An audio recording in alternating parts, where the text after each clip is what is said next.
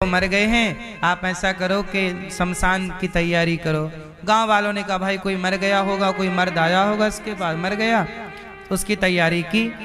अब तैयारी की उसकी, अब इसने भी 16 श्रृंगार कर लिए, वैश्या ने पूरा श्रृंगार किया 16 और चली आगे आगे भगवान की अर्थी जा रही है और ये पीछे पीछे जा रही है। गांव वाले बोले कहाँ जा रही है? बोले मैं सती होऊंगी, सती। अरे तू तो वैश्या है, तू कैसे सती हो जाएगी? ना ना ना, मैं पतिव्रता नारी हूं, ये मेरे पति हैं। मेरे गुरुजी ने कहा था रात को जो आए वो आपके पति, तो सवेरे होने से पहले ये मर गए तो यही मेरे पति हैं और मैं पति के संग सती होऊंगी। अब लो भैया चिता पे उसे भगवान जी को रखा। भगवान जी तो मरने की लीला की, मरे पड़े। अब भगवान चिता पे लेटे, गांव वालों ने चिता तैयार की, लिटाया, वो चिता तैयार की और लिटाया और ये जाके बैठ गई चिता पे वैश्या, और बैठी वो भगवान का सिर रख लिया अपनी गोद में और गोद में रख लिया। गांव वाले बोले जल जाएगी, बाहर आ जा। नहीं नहीं नहीं, मैं तो पति के साथ जलूंगी, मेरे पति हैं ये। ले भैया चिता पर बैठी, पति तो मर गए थे। अब गुरुजी ने कहा था नाम जपना, नारायण श्रीमन्नारायण श्रीमन्नारायण, जपने लगे। तो लोगों ने पूछा कि आग कौन लगाएगा तेरे पति को? बोले आप कोई ना लगाओ, आग दूर खड़े हो जाओ। हे प्रभु, यदि मैं पतिव्रता नारी हूं और मैंने अपने गुरु के वचनों का पालन किया है सही सही, तो चिता पे आग लग जाए। अब भगवान एक आंख खोल के देखे, जब आंख एक खोल के देखे तो वो सचमुच उसके कहते ही आग लग गई। भाई पतिव्रता तो पतिव्रता है, पतिव्रता नारी का अपना ही रुतबा होता है, भजन में तो प्रभाव है ही है। सच्ची आग लग गई उसके तपोबल से, आग लग गई, चिता जलने लगी। और जब जली तो भगवान के पांव में गरम गरम लगा। भगवान बोले तो जला डालेगी। भगवान बोले कोई बात नहीं। अब भगवान को कहां आग वाग लगती है? प्रहलाद को आग लगी नहीं, तो जब भगवान के भक्त को आग नहीं लगी तो भगवान को क्या आग लगेगी? अग्नि तो भगवान का मुख है, ब्राह्मणों से मुखमासी है ना। तो भगवान, अच्छा उसका ना, उसकी साड़ी जलने लग गई, उसका हाथ जलने लगा, लेकिन जल रहा, लेकिन वो नाम जप रही है श्रीमन्नारायण श्रीमन्नारायण। भगवान समझ गए कि पक्की है। अभी परीक्षा ले रहे थे कि गरम लगेगा तो भागेगी, तो उसका हाथ सही में जलने लगा, ये चमड़ी पिघल पिघल के गिरने लग गई, वो नहीं भागी, नाम जप कर रही है। पति मर गए हैं तो मैं भी मरूंगी। ले भैया, अब हुआ ये कि भगवान लेटे थे, भगवान चतुर्भुज रूप में प्रकट हो गए। देवी गंडकी, मैं प्रकट हो गया, तुम्हारी परीक्षा लेने आया था, तुम पास हो गई, तुम्हारी भक्ति तुम्हारे प्रेम को हमने स्वीकार कर लिया, वरदान मांगो। गंडकी बोली प्रभु, जब आपका सिर मेरी गोद में था ना, ऐसा लग रहा था संसार का सारा सुख मिल गया। ऐसी कृपा करो कि सदा सदा के लिए आप मेरी गोद में रहो। भगवान बोले ठीक है, आज से तुम गंडकी और मैं तुम्हारी गोद में शालिग्राम। उसके प्रेम, भगवान के प्रेम में वह पिघल गई और वही पिघल करके गंडकी के रूप में परिणत हो गई। वही गंडकी नदी है और आज तक मतलब आज भी गंडकी नदी में, गंडकी में शालिग्राम भगवान। हम अभी गए थे गंडकी कुछ महीनों पहले, तो वहां हमने देखा गंडकी नदी ना जाके आगे हरिहर क्षेत्र बोलते हैं उस जगह जहां मिलन होता है गंडकी का, और वो गंडकी नदी नेपाल से बह करके भारत आती है। तो जब भारत आती है तो बिहार में उसे गंडक नदी कहते हैं। कौन सी नदी? वो बिहार में ही है, वो गंडक नदी कहलाती है। पर वहाँ बिहार में फिर वहाँ शालिग्राम जी नहीं है, क्योंकि आगे ना वो त्रिशूली नदी में मिल जाती है। वहाँ नेपाल में एक त्रिशूली नदी है और एक गंडकी, तो हरिहर का मिलन बोलते। शिव त्रिशूली मतलब शंकर जी के त्रिशूल से निकली एक नदी है, उसे त्रिशूली कहते हैं। और ये भगवान नारायण के लिए प्रकट हुई गंडकी। इन दोनों का मिलन वहीं होता है नेपाल में। फिर वहां से जो धारा आगे बढ़ती है वो गंडक कहलाती है, जो बिहार होते हुए फिर आगे जाती है। तो ये गंडकी माँ में भगवान शालिग्राम जी क्यों हैं, ये कथा है कि भगवान उसके प्रेम पर रीझ गए। इसलिए कहता हूँ, भगवान का नाम लेकर और गुरु की आज्ञा का पालन करके कोई भी पापी से पापी भी पवित्र हो सकता है। इसलिए कहते हैं गुरु वचनों पर चलना चाहिए। भगवान के नाम, भगवान की भक्ति सबसे उत्तम है, उससे अच्छा कुछ नहीं। तो इसलिए तुलसी विवाह आज होता है। बोलिए देव उठनी एकादशी महारानी की। एकादशी के दिन अन्न नहीं खाना चाहिए।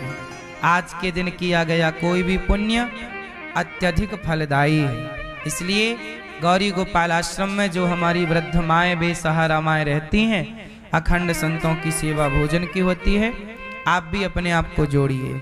आज हमारी मैया जी की ओर से, भैया जी की ओर से गौदान भी था। है ना? आप गौदान किन की ओर से था? आपकी ओर से श्रीमती सुनीता जी हैं। फिर आपका नाम श्वेता, खुशबू। तो आप सबकी ओर से आज यहाँ पर गौदान भी इन्होंने किया सपरिवार, और इन्होंने यहाँ पर अन्न क्षेत्र भी किया। तो कथा भी सुन रहे हैं, गौदान भी किया और अन्न क्षेत्र भी। आप भी इस एकादशी के पावन पर्व में अन्नदान कर सकते हैं, किसी को भोजन करा सकते हैं। आज यहाँ एकादशी में सबको व्रत वाला मिल रहा है, संतों को भी व्रत वाला ही बांटा गया। तो आज एकादशी में अन्नदान का संकल्प ले सकते हैं। तो भगवान सच्चिदानंद रूपाय, कैसे हैं भगवान? सच्चिदानंद। भगवान सदा आनंद घन है, सच्चिदानंद है, सतचित आनंद। ईश्वर सच्चित आनंद। क्या करते हैं भगवान? विश्वोत्पत्ति आदि हेतवे, विश्व की उत्पत्ति, पालन, संहार, सारे दुखों का नाश करते हैं भगवान। तापत्रय विनाशाय श्री कृष्णाय वयम नुमः। सारे दुख, हमारे जीवन के दुख कौन दूर करता है? कौन दुख दूर करता है? बोलो मेरी माँ। हमें दुख कौन देता है और सुख कौन देता है? हमारे बुरे कर्म हमें दुख देते हैं, और सुख कौन देता है? हमारे अच्छे कर्म। इसलिए भगवान कहते हैं कि यदि तुम मेरी शरण में आओगे तो तुम्हारे भाग्य में यदि दुख है भी तो वो मैं समाप्त कर दूंगा। अच्छा देखो ना, भगवान की शरण में जो चला जाता है वो कितना भी बड़ा दुखिया क्यों ना हो, सुखी हो जाता है। भाग्य बदलने की ताकत रखते हैं भगवान। मेरे भाग्य में कुछ था नहीं, था मेरे भाग्य में तो भूख से मरना लिखा था, लेकिन जब भगवान ने कृपा की तो भाग्य को बदल करके परमात्मा ने देखो आपकी सेवा में बिठा दिया। इसलिए भाग्य को भावी मैट सकहि त्रिपुरारी,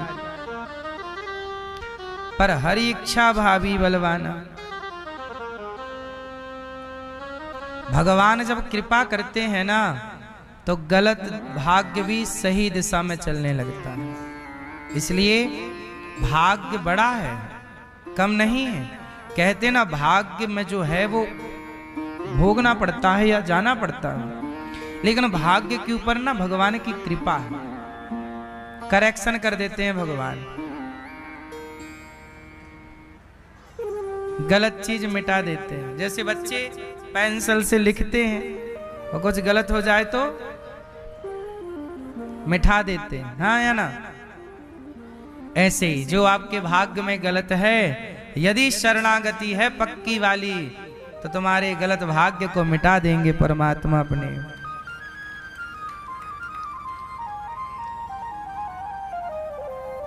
ठीक है। तो मेरी माँ, भगवान बड़ी कृपा करते हैं। कब कृपा करते हैं? जब आप शरणागति करते हैं, सारे दुखों को दूर कर देते। ऐसे भगवान को हम नमस्कार करते हैं।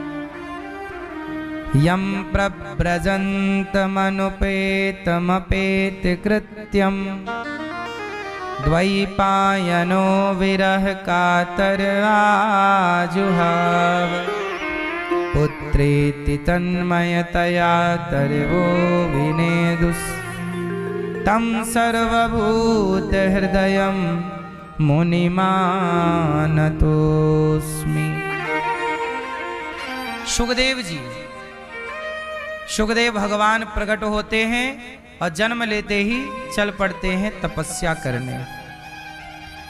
भागवत जी बाद में परीक्षित जी को सुखदेव भगवान ही सुनाते हैं।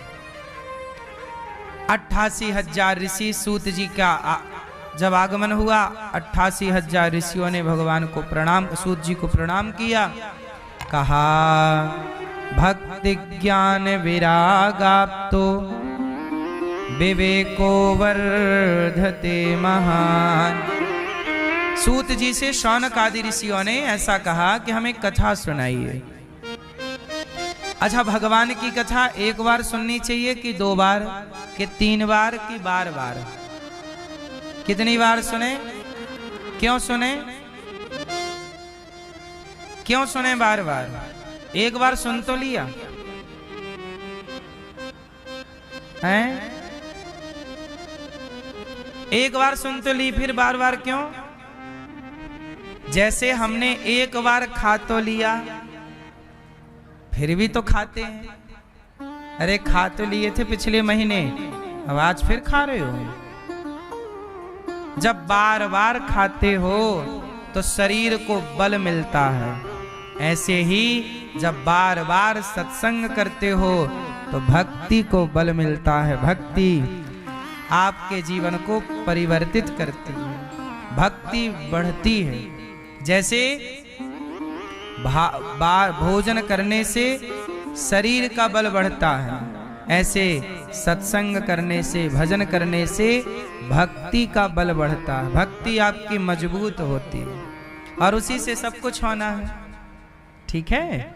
इसलिए सदा सेव्या श्रीमद् भागवती कथा यस्याः श्रवण मात्रेण हरिश्चित्तम समाश्रये। भगवान चित्त में समा जाएंगे, हरि समा जाएंगे। जब भगवान की कथा बार बार सुनोगे तो हृदय में कौन समाएगा? इसलिए कथा 1 बार 2 बार नहीं, बार बार सुननी चाहिए। जितनी बार कथा सुनोगे उतने आप भगवान के और करीब हो जाएंगे।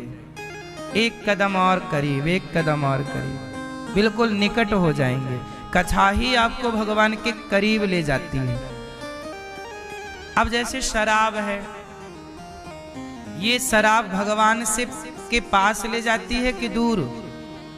इसलिए शराबी व्यक्ति भगवान से बहुत दूर हो जाता है। शराब पी के पड़ा है ना उसके मुंह से भगवान का नाम निकलता, ना कोई भगवान के भक्तों के प्रति श्रद्धा, दूर है। भगवान से दूर कौन है? शराब पीने वाला भगवान से बहुत दूर है। जुआ खेलने वाला बहुत दूर है। मांस खाने वाला भगवान से बहुत दूर है। और भगवान की कथाएं सुनने वाला भगवान के बहुत पास है, बहुत पास।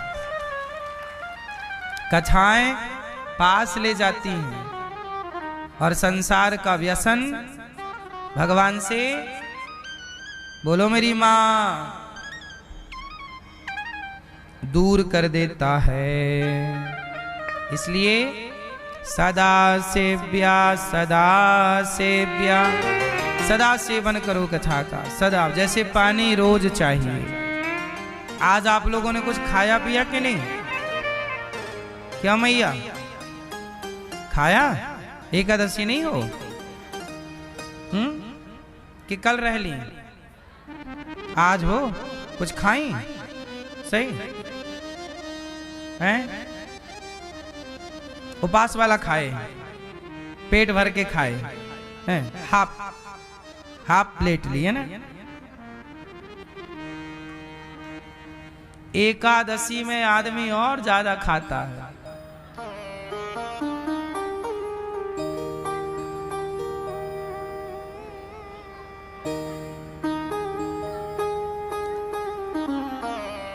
व्रत के दिन अच्छा है, अन्न नहीं खाना चाहिए, फल फूल खा सकते हैं, पर बहुत आवश्यकता हो तो ही खाना चाहिए। अत्यधिक वृद्धावस्था है, रहा नहीं जा रहा है, ठीक है, कोशिश करिए कि हम आज भगवान का ज्यादा से ज्यादा स्मरण करेंगे, कथाएं सुनेंगे। अच्छा, भूखा रहना ये कौन सी भक्ति है? ये भी कोई सवाल कर सकता है। क्यों भूखा रहें? भूखे क्यों रहें? भूखे भजन न होए गोपाला, ले लो अपनी कंठी माला, ऐसा भी लोग कहते हैं। अच्छा, जब भूख लगती है तो फिर कुछ दिखता नहीं है, क्यों? बड़ी गुस्सा आती है, बड़ा क्रोध आता है। सोचिए, भूखा रहना भी जरूरी है। क्यों? भूखे रह करके आपको गुस्सा बहुत आ रहा है, इसलिए आपको इन सब चीजों पे कंट्रोल जीतना है। हमारी सेना होती है ना, मिलिट्री, सैनिकों को 4-4 दिन भूखे रहने की ट्रेनिंग दी जाती है कि भाई अब भूखे हैं, कुछ नहीं मिल रहा हो, जीना है, कैसे जियोगे? इसलिए परिस्थितियां आपकी तो अच्छी है, भूखा रहना, पेट को एक दिन थोड़ा रिलीफ मिल जाएगा। मशीन आपकी किडनी लीवर रोज काम करती है। आपका तो संडे होता है, आपके पेट का संडे नहीं होता। पेट तो दिन भर काम करता, पचाता पचाता पचाता पचाता। एक दिन उसे रेस्ट दो, पेट आज तेरा कोई काम नहीं, तू रेस्ट मूड में चला जा। बेचारे उसको भी किडनी लीवर को स्वयं को ठीक करने का एक मौका मिल जाए। डॉक्टरों की भाषा हम बोल रहे हैं। डॉक्टर खुद कहते हैं कि महीने में 1 दिन 2 दिन आपको भूखा रहना चाहिए। ये मेडिकल साइंस कहता है, यदि स्वस्थ रहना है तो। ठीक है, हमारे ऋषियों ने, डॉक्टर तो आज बता रहे हैं, हमारे ऋषि मुनियों ने पहले ही कह दिया था कि महीने में 2 एकादशी कर लो, 2 दिन भूखे रह लो, स्वस्थ रहा करोगे।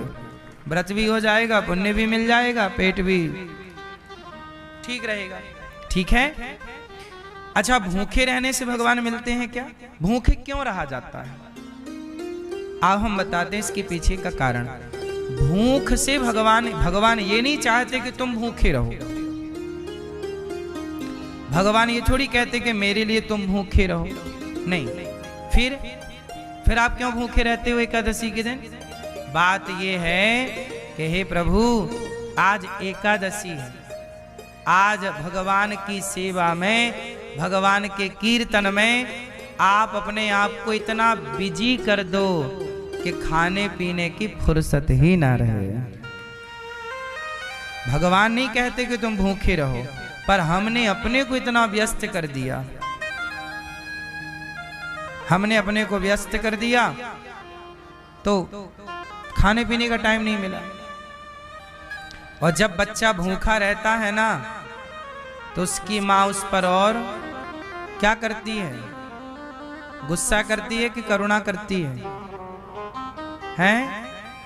बोलो मेरी माँ। गुस्सा कि करुणा, प्रेम? आज मेरे बेटे ने कुछ खाया नहीं है, है ना?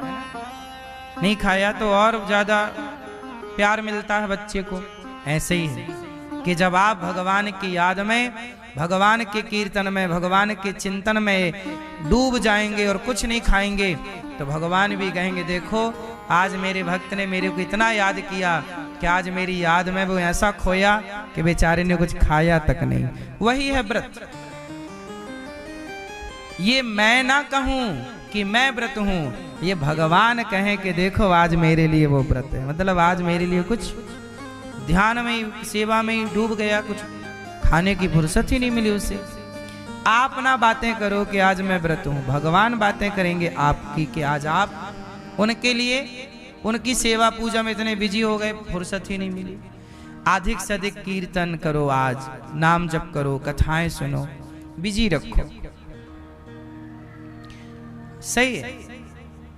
आज मुझे भी, आज मैं अपनी बात करूं, आज मैं भी सवेरे से इतना बिजी हो गया सेवा में भगवान की और आप भक्तों की सेवा में कि सच बताऊं आज मुझे भी कुछ भी खाने का टाइम नहीं मिला, कुछ भी नहीं, टाइम ही नहीं मिला। जीवन में भगवान के लिए बिजी हो जाइए, टाइम ना मिले भगवान की सेवा में मस्त। एक दिन देखो आप ना एक माह अपना पूरा टाइम बिजनेस को देते हो ना, काम को देते हो ना, व्यापार को। जब व्यापार को देते हो ना तो पूरा टाइम व्यापार को दिया करो, काम को देते हो ना, काम को टाइम। लेकिन जब एक दिन भगवान को देने के लिए टाइम आए तो वो पूरा एक दिन पूरा का पूरा भगवान के नाम होना चाहिए, है ना। उसमें फिर कोई कंजूसी, कोई कटौती ना। एक दिन पूरा भगवान, व्यापार में पूरा टाइम व्यापार में दो, बिजनेस में पूरा टाइम बिजनेस में दो। पर एक दिन सत्संग है, एक दिन व्रत है तो उस दिन पूरा। इसलिए रोज व्रत करने की जरूरत नहीं है। आप एकादशी कर लेंगे, सारे व्रतों का उत्तम श्रेष्ठ व्रत एकादशी ही। बाकी ठीक है आप जो करते होंगे मर्जी आपकी, लेकिन कथा बार बार सूत जी ने कहा कथा सुनाई, सुनो। हम आपको कथा सुनाते हैं। कौन सी कथा सुनाए? भक्ति ज्ञान विरागाप्तो विवेको वर्धते महान। ऐसी कथा सुनाइए कि भक्ति बढ़ जाए, ज्ञान बढ़ जाए, वैराग्य बढ़ जाए। कथा कैसे होनी चाहिए? कथा से क्या बढ़ती है? क्यों मैया? भक्ति। क्या बढ़ती है मेरी माँ? भक्ति बढ़ती है कि ज्ञान बढ़ता है कि वैराग्य बढ़ता है? मैया जा रही हो झोला लेके, जाओ एक झोला कथा सुन ली मैया ने, जाओ मेरी माँ टाटा,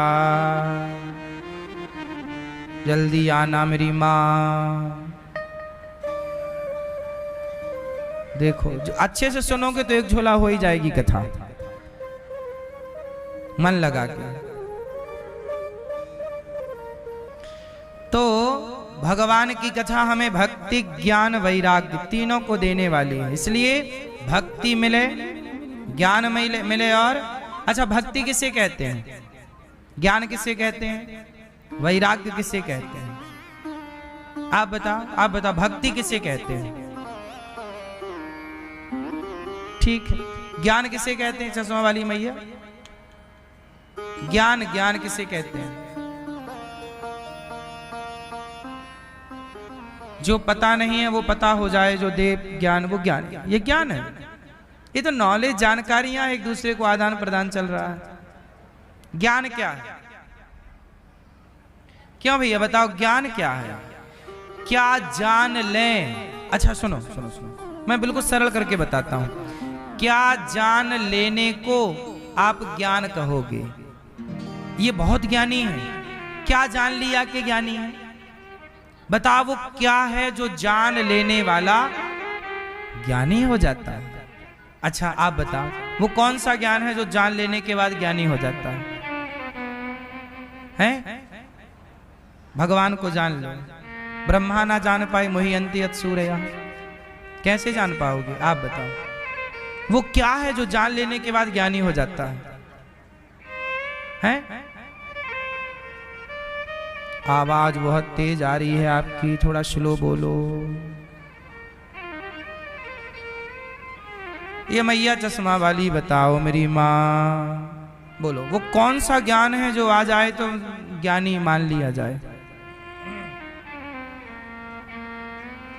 वो कौन सा ज्ञान है? इस धरती का अंतिम ज्ञान क्या है ये बता दो। चलो है अच्छा बुरी का पता बताएगा कोई, हमारी हेल्प करेगा? बोलो। भक्ति। हम ज्ञान की बात कर रहे हैं, भक्ति की बात कर रहे हैं।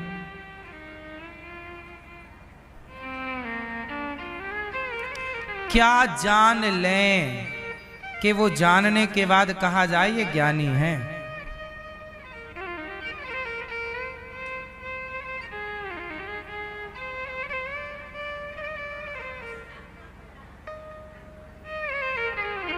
अपने को जान लेने, देखो ऐसा मैया आप कहे तो ठीक रही हो, लोग कहते तो हैं अपने को जान लो, अपनी आत्मा को जान लो, पर जाना कौन? तो इस सेंटेंस से कुछ ना हो पाए, क्योंकि हम जान तो रहे हैं कि जान लो, पर जान नहीं पाते ना। इसलिए मैं और सरल बताऊंगा आपको जो आप फॉलो कर सकती हो। मैं बहुत सीधी बात आपको बताता हूं। शास्त्रों में तो बातें हैं ज्ञान की बड़ी गहरी, बताओ आप ट्राई करो। शरीर का कर्म, अच्छा कर्म, ये जान लेना। सुनो सुनो सुनो, मैं अब आप लोग दिमाग ना लगाओ, सुनो। मैया ज्ञान ढूंढने जा रही हो मेरी माँ, मैं ढूंढ के आती हूँ महाराज, अभी जाओ जल्दी मिले तो मेरे को लेके आना है, दिखाना कैसा है वो ज्ञान। सुनो, वो कौन सा ज्ञान है जिस ज्ञान को पा लेने के बाद फिर और किसी ज्ञान की जरूरत नहीं है? पहला तो ये, वो कौन सा ज्ञान है जो धरती का सबसे उत्तम ज्ञान है? ज्ञान किसे कहते हैं बता दूं? एक लाइन का है, आप कहोगे अरे ये था। सुनो, इस धरती का सबसे बड़ा ज्ञान है ये जान लेना कि संसार में भगवान के सिवा मेरा कोई नहीं है। भगवान के सिवा मेरा, ये जान लेना ही ज्ञान है। यदि आप ये जान गए और आपने इसे फॉलो नहीं किया, माना नहीं, तो भी आप ज्ञानी नहीं कहलाएंगे। आप पक्के ज्ञानी तब बनेंगे जब आप ये जान लें। मीराबाई ने क्या बोला? मेरे तो गिरधर गोपाल, दूसरों ना, मेरे भगवान हैं, दूसरा कोई नहीं। ये जान लेना ही मीरा ये जान गई। बड़े बड़े संत, बड़े बड़े भक्त ये जान गए कि प्रभु के सिवा मेरा कोई नहीं, वही परम ज्ञानी है। वरना इस संसार में तो भाषाएं बहुत हैं। जो हिंदी जान रहा है वो इंग्लिश नहीं जान पा रहा, जो इंग्लिश जान रहा है वो तमिल नहीं जान पा रहा, जो तमिल जान रहा है वो जर्मनी नहीं जान पा रहा, जो जर्मनी जानता है वो चाइनीज नहीं जान पा रहा। भाषाएं अलग हैं, सब भाषाओं की अपनी अपनी व्याकरण है, सबका ज्ञाता कोई नहीं हो सकता। क्यों मेरी माँ? लेकिन इतना सा जान जाओ कि भगवान के सिवा हमारा, इतना जान लोगे तो आप ज्ञानी हो, और आप ही सच्चे ज्ञानी हो। क्यों मेरी माँ? सही है ना? आत्मा को जानो, अपने को जानो। मैं इस लफड़े में नहीं पड़ता। ठीक है, मैं ये जानता हूं कि आत्मा और शरीर भी अपना, ये भी अपना नहीं। आत्मा भी कोई हमारे घर पे थोड़ी बनती है। आत्मा भी तो अपनी नहीं है, आपकी है। फिर जो अपनी है ही नहीं उसे क्या जाने? शरीर अपना है ही नहीं उसे क्या जाने? हाँ, भगवान अपने। मेरे तो गिरधर गोपाल, भगवान को जान लेना। जान लेना मीन्स मेरे हैं, भगवान को जान ले। नहीं नहीं नहीं, भगवान को मैं कभी नहीं जान सकता। कैसे हैं भगवान? भगवान तो विराट है ना, उन्हें कौन जान सका? कौन जान पाया बताओ? इतना बड़ा ज्ञानी रावण राम को जान पाया क्या? बड़े बड़े ऋषि मुनि भगवान को जान पाए क्या? गर्गाचार्य जी आए, गर्गाचार्य जी आए। मैया यशोदा बोली बाबा मेरे लाला को नामकरण कर दो। हाँ मैया कर दूंगो, पर या को नाम में एकांत में करूंगो, गौशाला में। कंस को पता चल जाएगा कि मैंने या को नामकरण कियो तो या कंस को पता लग जाएगा कि देवकी को आठवों गर्भ याई छोरा है, तो आप पर और आपके छोरा पे संकट के पहाड़ टूट पड़ेंगे। तो मैं या को नामकरण संस्कार एकांत में करूं। चल बाबा गौशाला में गाय के गोबर से लीपा और गर्गाचार्य जी नामकरण कर रहे हैं। लेकिन उसके पहले मैया बोली बाबा कुछ प्रसाद पालो। तो गर्गाचार्य जी बोले कच्चा राशन दे दो, हम बना के पालेंगे। तो दूध, मिश्री, खीर, घी, आटा सब दिया गर्गाचार्य जी को। मैया देखो, गर्गाचार्य जी की बात कर रहा हूं मैं, उनकी जिन्होंने भगवान कृष्ण का नामकरण संस्कार किया है। बड़े पंडित हैं, बड़े ज्ञानी हैं, उनके जितना ज्ञानी कौन होगा? गर्गाचार्य जी। अब उन्होंने भोजन बनाया, और भोजन बनाया, खीर बन गई, पूड़ी बन गई, साग बन गई, और पत्तल पे रखा, और अपने भगवान जी निकाले शालिग्राम जी, और भोग लगा। हे प्रभु आओ भोग लगाओ मेरे भगवन, आओ भोग लगाओ मेरे, आओ प्रभु भोग लगाओ, आओ। आंख बंद की गर्गाचार्य जी ने, भोग लगा रहे, भोग आओ आओ हे प्रभु भोग लगाओ। ओम हरि ओम ओम नाभ्यासी दंतरिक्ष गं शीर्षनाद्यो, आओ प्रभु। और जैसे ही भोग लगाने का आह्वान किया, भगवान कन्हैया खिड़की से आ गए। यशोदा को लाला कन्हैया खिड़की खोले, घुस गए। अब बाबा को पत्तल में जितना सामान रखा, अब भगवान बैठे, शालिग्राम जी को पधराया नीचे किनारे, और जहां शालिग्राम जी बैठे वहां कन्हैया बैठ गए। मैं ही तो शालिग्राम हूं। और बैठे और खाए हुए लग गए। बाबा तने बढ़िया बनाई खीर, खीर खाई, और जितनी बनाई सब पी गए, सबरी पूरी खा गए। और जब खा गए तब भगवान गर्गाचार्य जी की आंखें बंद थी, तो आंखों में ऐसे उंगली रखी, बाबा खोल सब खत्म है। तैने बुलायो। अब गर्गाचार्य जी, अरे यशोदा तेरे लाला ने सब खाए लियो, कछु ना छोड़ी, यानी हमारे भगवान को भी नीचे पटक दियो। देख हमारे साहब यशोदा मैया गा है गो बाबा। अरे मैया, मैया ने दरवाजा खोले, अंदर आई, गा है गो बाबा, देख तेरे लाला ने सबरी खीर पी ली। कन्हैया बोले बाबा आंखें बंद करके मौके ही बुलाओ, मैं आऊं तो मैया से शिकायत करे। अब यशोदा मैया बोली बाबा लाला को माफ करो, अब अगली बार मैं छोड़ा। अब मैया कस के पकड़ी लाला को, दूर ले जाए के बैठी, बाबा को फिर राशन दिया, खीर, दूध, फिर गर्गाचार्य जी ने बनाया। और जब बन गई पूरी, साग, खीर, फिर बाबा जी ने आंख में, हे प्रभु आओ आओ भोग लगाओ मेरे। अब कन्हैया को लिए मैया बैठी थी, कन्हैया ने मैया को लोरी सुनाई, मैया सो गई। कन्हैया उठे, फिर गए, आओ भोग लगाओ मेरे भगवान फिर आए, और फिर खीर खाए, फिर खीर खाए, पूरी खाए, पूरी खाए के फिर भगवान ने बाबा की आंखन में हाथ रखा, आंखें खोली, बाबा खत्म। अरे मैया, ओ यशोदा, अब जरा देखो। मैया ने कहा बाबा क्षमा, अब तीसरी बार बना। मैया, बाबा बोले तीसरी बार, शाम होगी 4 बज गए, दिन भर बनाती रहूंगा, तेरे लाला ने पूरा खाए लियो। तीसरी बार बनी, बाबा अच्छा अब ऐसा करो, बोला पूड़ी ना बनाएंगे हम, थक गए बना बना के, खीर बनाएंगे बस। ला बाबा खीर बना, खीर मैंने घी डाल लियो ज्यादा सो। अब खीर बस बनाई तीसरी बार बाबा ने, चूल्हा से लगाया, फिर खीर बनी, और खीर बनी फिर बाबा जी ने रखा। आओ भोग लगाओ मेरे मोहन। अब जैसी बुलाया भगवान, फिर मैया को यहां वहां उलझा के फिर दौड़े, और अब की बार भगवान आए और बाबा के भगवान दूर रखे, फिर बैठे चौकी पे और खीर पी गए।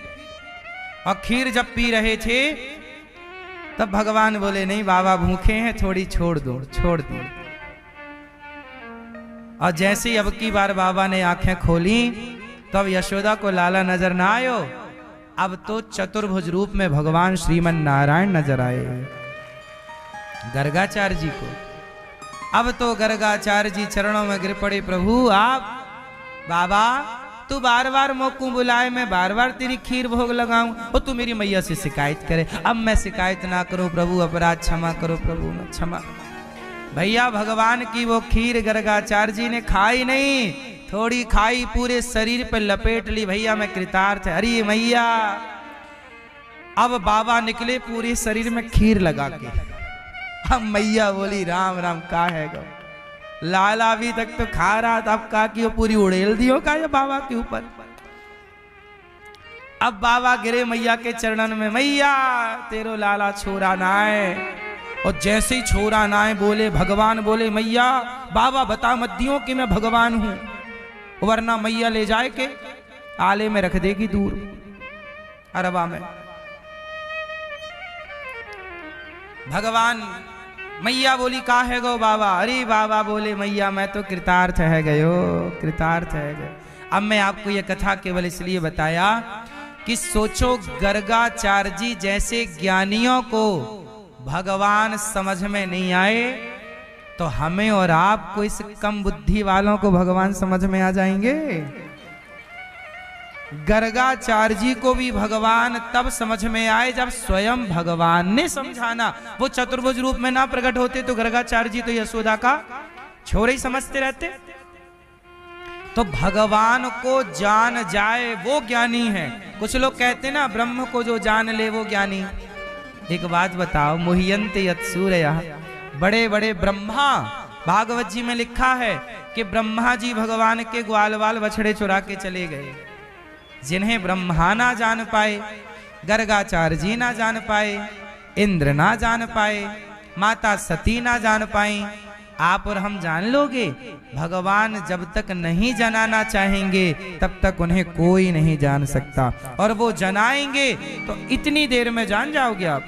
चुटकी बजाओ, इतनी देर में। यदि वो जनाना चाहे ना अपने आप को, सोई जाने जेही देहु जनाई, जानत तुम ही हुई जाई। वो जनाना चाहे तो आप यूं जान लोगे। बात समझ में आ रही है कि ना मैया? तो बताओ ज्ञानी कौन? बोलो ज्ञानी कौन, आप बताओ। बोलो कौन ज्ञानी? जो भगवान को, फिर गलत बोल रही हो मेरी, मैंने ये कब बोला कि जो भगवान को जान ले वो ज्ञानी? भगवान को आप जान ही नहीं सकते कभी बिना कृपा के, मैं ये बोल रहा हूं। गर्गाचार्य जी नहीं जान पाए, इतने बड़े ज्ञानी पढ़े लिखे थे। हम जान लेंगे, आप जान लोगे। रावण नहीं जान पाया, इतना बड़ा ज्ञानी। ज्ञानी कौन? परिभाषा दे दी है, बोल दो कौन, मेरी रिपीट करो। जो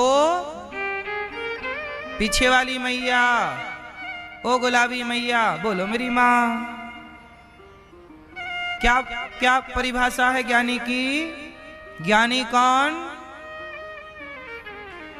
मेरे तो गिरधर गोपाल, जो भगवान के सिवा किसी को अपना ना माने वो ज्ञानी है। भगवान के सिवा मेरा कोई नहीं है जो ये जान जाए, वो ज्ञानी है। बोलो हाँ।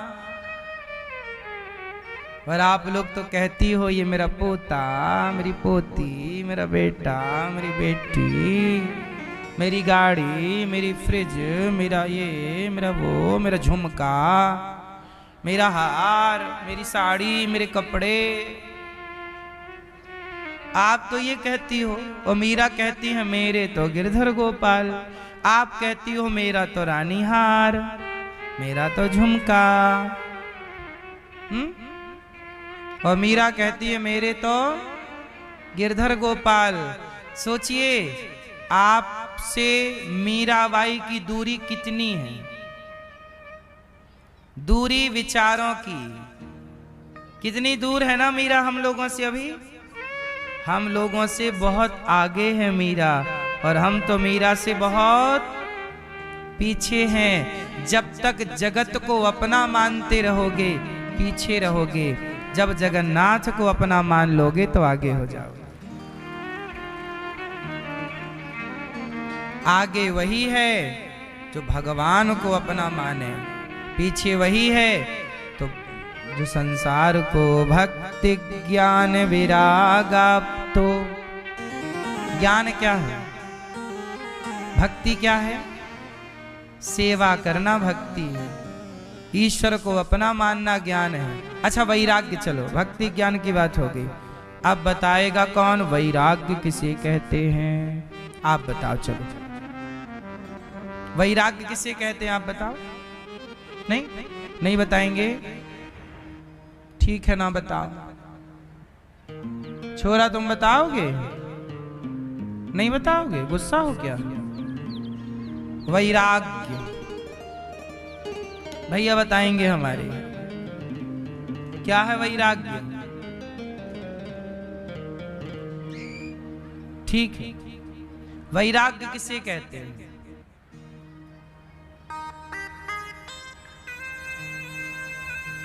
घर छोड़ देना। कई लोग लड़के लड़कियां आजकल क्या करते हैं पता है? बोले गुरुजी हम सब छोड़ के आ गए, हमें भगवान को पाना है, हमने सब छोड़ दिया। सब छोड़ के आए हैं पर मोबाइल लेके आए हैं। बोले हम अपने पिताजी, अपनी माँ, अपना परिवार, घर सब छोड़ दिया पर मोबाइल लाए हैं। वैराग्य क्या है? किसे छोड़ने को आप वैराग्य मानते हैं? जो घर परिवार छोड़ देता है वो वैरागी है क्या? घर परिवार छोड़ देने के बाद भी लोग संसार के जंजाल में फंस जाते हैं, है ना? मां से नहीं मिलते पर औरों से मिलते हैं। वैराग्य क्या है? अरे वैराग्य का अर्थ है कि छोड़ना है तो अपने भीतर के अभिमान को छोड़ना, क्रोध को छोड़ना, लोभ को छोड़ना, वासनाओं को छोड़ देना। जो भीतर की बुराई को छोड़ देगा वो चाहे घर के भीतर रहे, घर के बाहर रहे, जंगल में रहे या कहीं भी रहे, उसे कोई फर्क नहीं पड़ता। क्यों? सही है। इसलिए त्याग किसे कहते हैं? जो भीतर के विषय और वासनाओं का त्याग कर दे वही त्यागी है।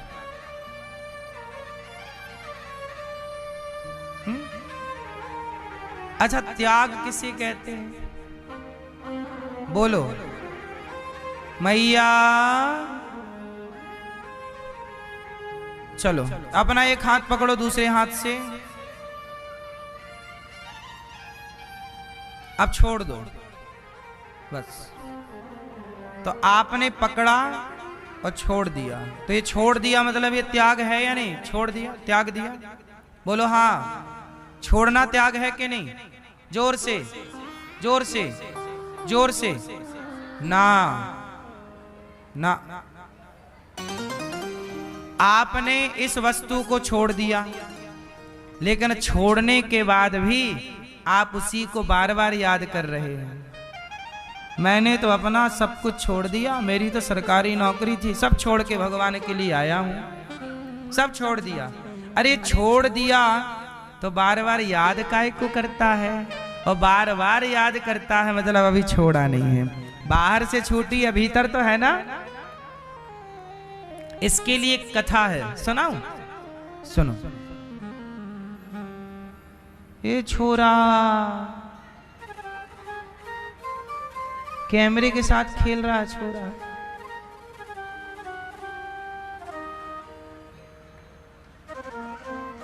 सुनो,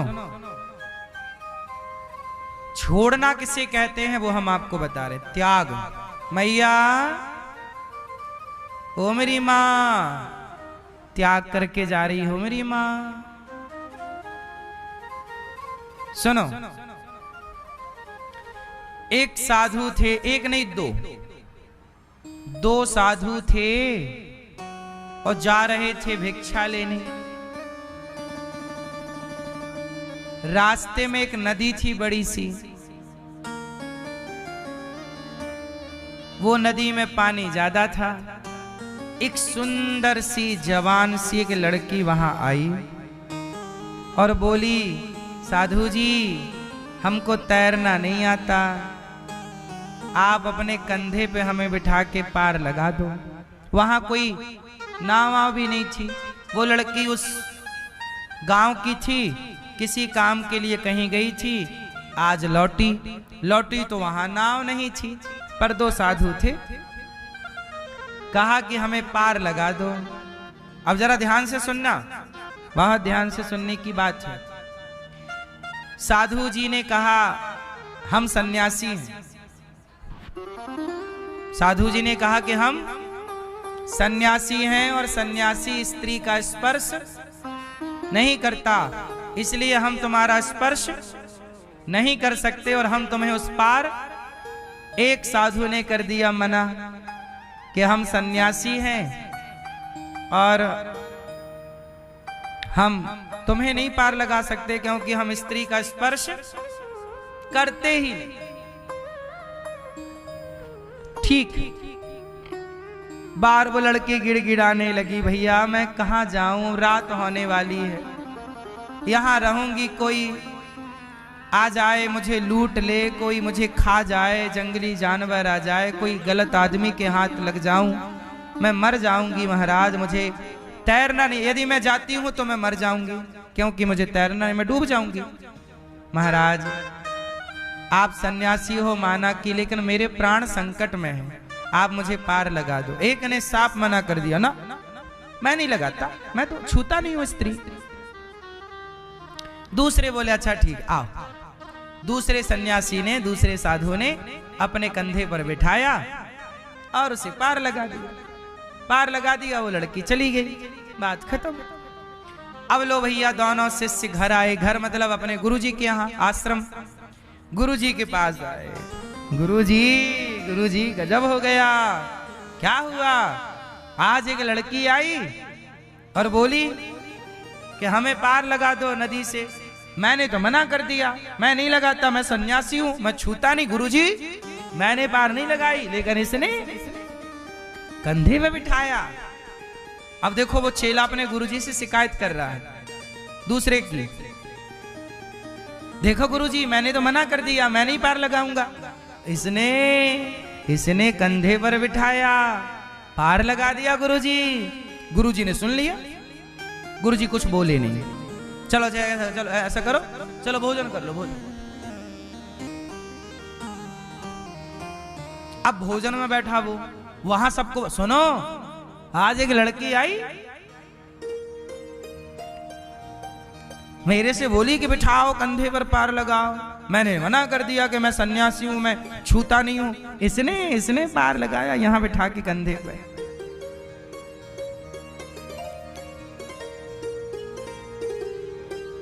अब वो सबको बताए। अब आपसे मेरा सवाल है, बताओ वो लड़की एक्चुअली किसके कंधे पर बैठी है? अभी भी किसके कंधे पर बैठी है वो? उसके कंधे पर जिसका नाम है राम। राम के कंधे पर बैठकर लड़की पार हुई। और ये जो चुगली कर रहा है इसका नाम है श्याम। अब बताओ कि किसके कंधे पर लड़की बैठी, आप लोग बताओ। लड़की को पार किसने लगाया था? राम ने। और चुगली कौन कर रहा है? श्याम। अब बताओ लड़की किसके कंधे पर बैठी है? सबने मिलकर के राम से कहा, राम तू सन्यासी है, तूने लड़की को क्यों पार लगाया, छुआ क्यों? तब उसने कहा, राम ने, गुरुजी मैं तो कब का उस लड़की को उतार चुका कंधे से, ये अभी तक बिठाए रखा है कंधे पर। उसकी मजबूरी थी, मैं नहीं उतारता तो उसे कोई लूट लेता, उसका नुकसान हो जाता। मैंने तो केवल इंसानियत का फर्ज वहां निभाया और उतार दिया। कब का उतार चुका मैं, इसके कंधे पे अभी तक बैठी है, ये नहीं उतार पाएगा। इसका मतलब ये हुआ, छोड़ना इसका नाम नहीं है कि आप शरीर से छोड़ दो। छोड़ना इसका नाम नहीं है कि आपने यूं छोड़ दिया। छोड़ना उसका नाम है जिसकी आप कभी याद भी ना करें, मन में कभी आए। मन में आ रहा है मतलब आपने अभी उसे मन से पकड़ रखा। एक होता है शरीर से पकड़ना, एक होता है मन से पकड़ना। बोलो हाँ। कई लोग नहीं बोलते, याद आ रही है किसी की, मतलब शरीर से तो छोड़ दिया है लेकिन अभी मन से नहीं छूटी या छूटा। होता ना, कोई चीज वस्तु हो, कोई व्यक्ति हो, कहां रह जाता है या रह जाती है। इसलिए शरीर से छोड़ना नहीं है, असली त्याग मन से त्याग देना ही त्याग है। यह है भक्ति ज्ञान वैराग्य, ठीक है। भक्ति ज्ञान विरागाप्तो विवेको वर्धते महान, माया मोह निरासश्च वैष्णवै क्रियते कथम। हमें कथा सुनाइए, कौन सी? जो वैष्णव लोग कहा करते हैं। तब सूत जी ने कहा कि हम आपको भागवत सुनाएंगे जो भागवत देवताओं को भी दुर्लभ है। देवता भी, देवराज इंद्र भी भागवत सुनने के लिए तरसते हैं। एक बार सुखदेव जी भागवत सुना रहे थे, इंद्र आए स्वर्ग का अमृत लेकर, ये अमृत राजा परीक्षित को पिला दो, बदले में कथा का अमृत हमें पिला दो। तब कहा सुखदेव जी ने, परीक्षित पियोगे स्वर्ग का अमृत? परीक्षित जी बोले, हमें स्वर्ग का अमृत नहीं पीना, हमें कथा का अमृत पीना है। तब कथामृतम तप्त जीवनम। कथा क्या है? अमृत है। स्वर्ग का अमृत कोई पीता है ना, उसे क्या मिलता है? स्वर्ग। और स्वर्ग जिसे मिलता है उसे नीचे गिरना पड़ता है। लेकिन जो भागवत का अमृत पीता है अर्थात कथा सुनता है, वो कभी गिरता नहीं, वो मोक्ष पा लेता है। भगवत हाँ। इसलिए स्वर्ग के अमृत से कथा का अमृत श्रेष्ठ है। बोलो हाँ। मैया क्या बोलती तू? कौन सा अमृत अच्छा है? स्वर्ग का? कथा। देवराज इंद्र को कथा सुखदेव जी ने, परीक्षित जी ने मना कर दी, मुझे नहीं पीना स्वर्ग का अमृत। देवराज इंद्र जाओ, देवराज चले। कथा सुनने का अधिकारी सुखदेव जी ने इंद्र को नहीं समझा, बोले आप नहीं सुनना, आप अधिकारी नहीं हैं। अच्छा एक बात बताएं मेरी माँ, भगवान की कथा जो अधिकारी है वही जानता है। अब आजकल ना कितने लोग भगवान पर उंगलियां खड़ी कर देते हैं, अरे भगवान है तो ऐसा क्यों है, वैसा क्यों है, दिखते क्यों नहीं। ये लोग कौन हैं? ये अधिकारी लोग नहीं हैं। भगवान की कथा के, भगवान की भक्ति के ये लोग अधिकारी। सच बताएं, भगवान सबको थोड़ी चुनते हैं। चुनते हैं क्या?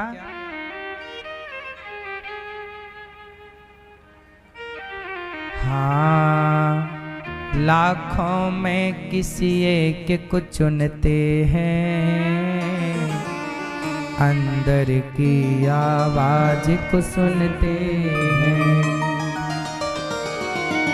भगवान लाखों में किसी एक को चुनते। भक्ति सबके बस की थोड़ी है।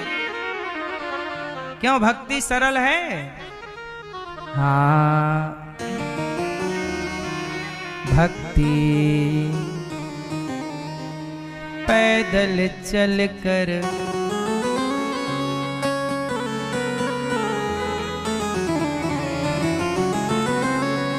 पैदल चलकर द्वारिका जाना सबके बस की बात नहीं है। क्यों मेरी माँ? राम नाम का सुमिरन करना सबके बस की बात नहीं है। राम नाम का सुमिरन करना सबके बस की बात नहीं है।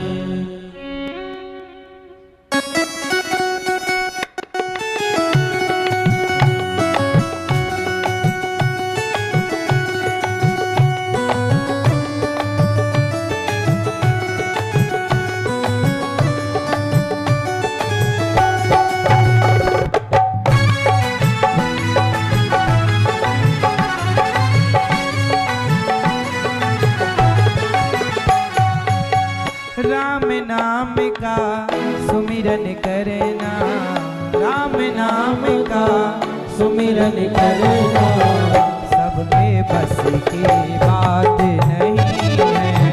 राम नाम का सुमिरन करना सबके बस की बात नहीं है। कृष्ण नाम का रस पी लेना, नाम का रस पी लेना सबके बस की बात नहीं है। कृष्ण नाम का रस पी लेना सबके बस की बात नहीं है। कृष्ण नाम का रस पी लेना, कृष्ण नाम का रस पी लेना सबके बस की बात नहीं है। कृष्ण नाम का रस पी लेना सबके बस की बात नहीं है।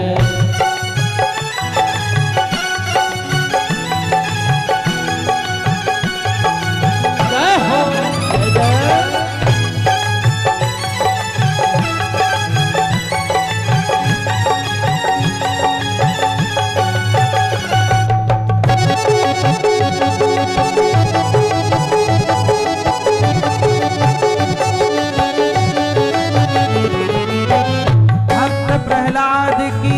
भक्ति को देखो मौत खड़ी है पग पग पर। हाँ, मौत खड़ी है पग पग पर। हाँ, मौत खड़ी है पग पग पर। भक्त प्रहलाद की भक्ति को देखो मौत खड़ी है पग पग पर। हाँ, मौत खड़ी है पग पग पर। बालापन में प्रभु को पाना, बालापन में है प्रभु को पाना सबके बस की बात नहीं है। बालापन में प्रभु को पाना सबके बस की बात नहीं है। जय जय।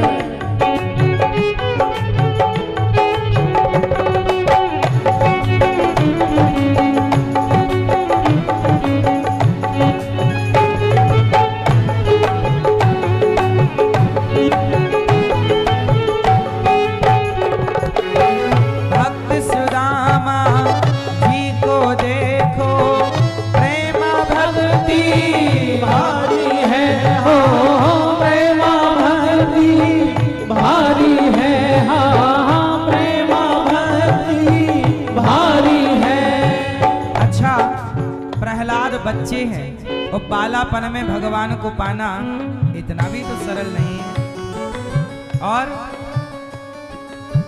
भक्त सुदामा जी को देखो जीवन में क्या प्रेम है। भक्त सुदामा जी को देखो प्रेमा भक्ति भारी है हो प्रेमा भक्ति भारी है, प्रेमा भक्ति भारी है। पैदल चल कर द्वारिका जाना, हाँ पैदल चल कर द्वारिका जाना सबके बस की बात नहीं है। पैदल चल कर द्वारिका जाना सबके बस की बात नहीं है। जय हो।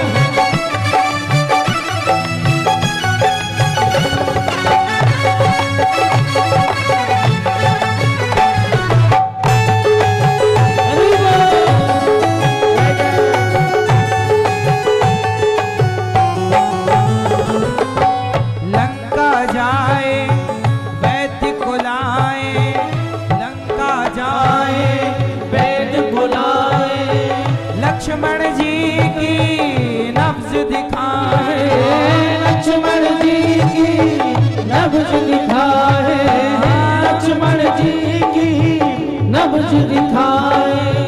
लंका जाए वैद्य को लाए, लक्ष्मण जी की नब्ज दिखाए, लक्ष्मण जी की नब्ज दिखाए, लक्ष्मण जी की नब्ज दिखाए। द्रोणागिरी से बूटी लाना, द्रोणागिरी से बूटी लाना सबके बस की बात नहीं है। द्रोणागिरी से बूटी लाना सबके बस की बात नहीं है। राम नाम का सुमिरन करना, राम का सुमिरन करना सबके बस की बात नहीं है। राम नाम का सुमिरन करना सबके बस की बात नहीं है। कृष्ण नाम का रस पी ले।